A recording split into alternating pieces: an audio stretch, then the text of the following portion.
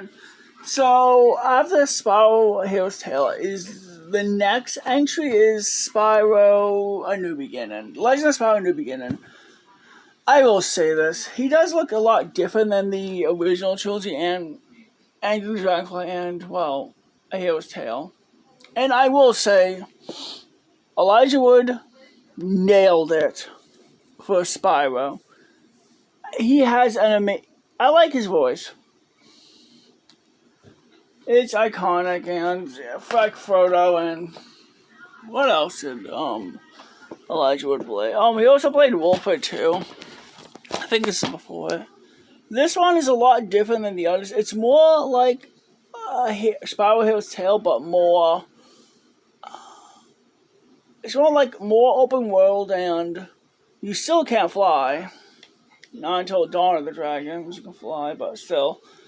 And we are introduced to Cinder. I fell in love immediately. She's an amazing villain.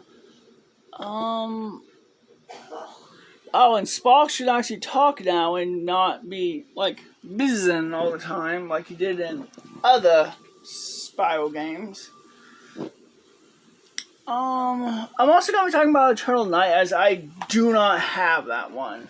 I used to, but I think I traded in at GameStop 15 years ago. Yeah, it was like 15 years ago, roughly. The game pissed me off, especially the last boss is what I got pissed off. Stupid Goth the Gorilla, whatever the thing is. Dual wielding swords, did heavy damage, took away my magic. And I kept dying to that boss fight so many times. The only one I have ever lost to that many times was Spike in the original Legend of Spyro, the Year of the Dragon. I died so many times to that boss fight, it wasn't funny.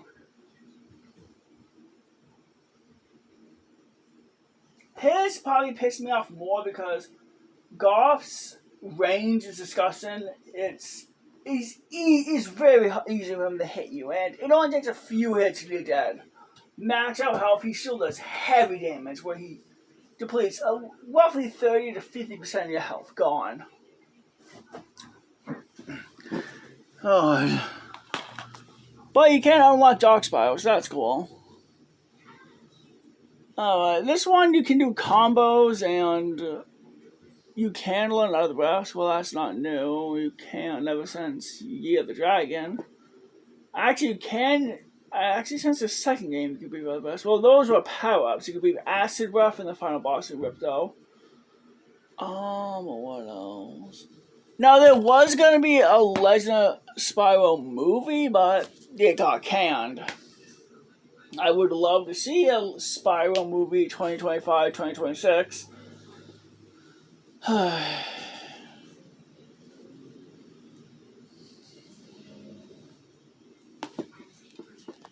So both of them are fun games. I may want to replay Legend Eternal Night if I can find it again. Yeah, good luck finding that for PS2.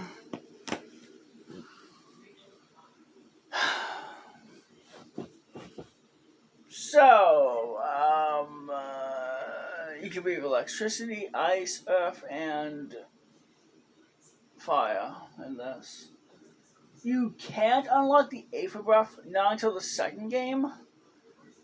And yeah, and when they were making this, they were also making Crash, Rise of the Titans, and Mind of the Mutants.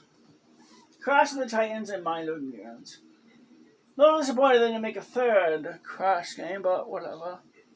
Oh, they did make Crash, whatchamacallit? Crash Tag Team Racing is definitely one of my favorites. I like the free roam, the chaos I can do, just hacking innocent people just because. Funny. Anyway,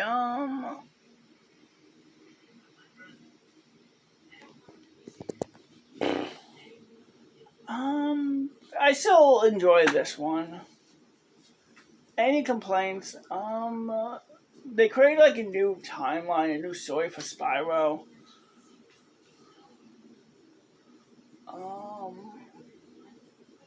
Ignitus is cool. Hmm. Um. Hmm. What do I not like about the game?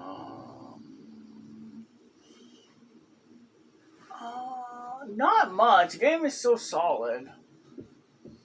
There's no glitches. I kind of wish there could have been more characters to talk to in the game. I mean, there were a lot of characters throughout the game, but still. Eternal Night, we did meet new characters. And that game forward, Cinder kind of de-aged because Spyro did that.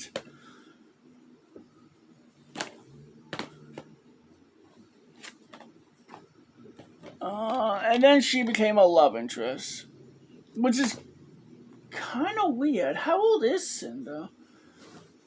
Okay, in the back of the game, she's right there, like a full-grown adult. Spyro is a child, but at the end of the game, he takes away the dark. He basically did what Twilight Sparkle did to Nightmare Moon. De-aged her and made her back into a child again. Kind of makes the love interest kind of weird, as mentally she should be the age of a full-grown adult, but in the body of a child or teen. They never like to tell you the age of Spyro in the game. I honestly don't know how old Spyro is anymore. I believe he was like 11 or 10 in the first game. Okay, in the second or third years apart, he was like 13, 14. But they don't tell you how many years apart are they from the first games. And we know a hero's tale is in the same universe as Spyro 1, 2, and 3 because Nasty Nook and Moneybag show up. And Sergeant James Bird shows up, so that's in the same universe. The theory is that Spyro, well, in this game, they do introduce that purple dragons basically die, get reincarnated over and over and over again, until every 9 generation a purple dragon is born. Which would mean Spyro kept changing the way he, that explains why he keeps changing the way he looks in each of the games, as these are him being reborn again and again and again.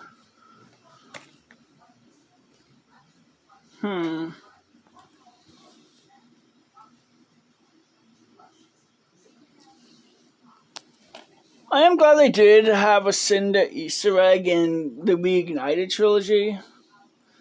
I really want Cinder to come back to the games. Well, technically she did in the Skylanders one. But that is a completely new timeline altogether. But yeah. I want Cinder to come back. It would be nice playing as her. Maybe give her like unique abilities, different breasts than Spyro. But yeah, please bring Cinder back. Toys for Bob, please. I would really want to play as her again in the Spyro game. Though you don't get to play as her, and you only get to play as her in one game, and that one's next. Alright, so Eternal Night and Dawn, A New Beginning. Yeah, they're okay. They're good games, it's just fun. Alright, hope everyone has a wonderful, wonderful day. Bye.